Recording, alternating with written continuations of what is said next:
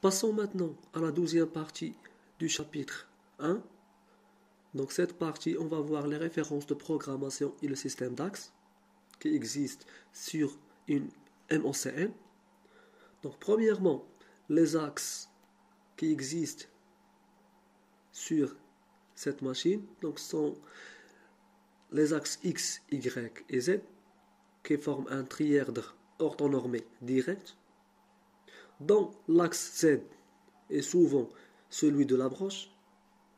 L'axe X est le déplacement ayant la plus grande amplitude et l'axe Y qui forme avec les deux autres axes le trièdre de son direct. Dans les machines-outils à commande numérique, on trouve des machines à 3 axes, 5 axes, 6 axes, etc. Comment cela? Prenons l'exemple d'une machine 5 axes.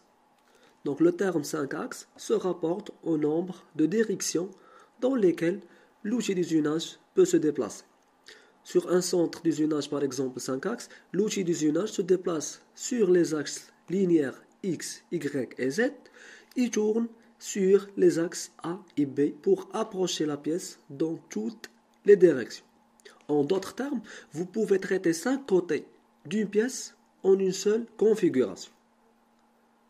Pour la machine 6 axes, on peut traiter ces côtés de la pièce en une seule configuration, sachant que A, B et C sont les axes rotatifs autour de chacun des axes X, Y et Z.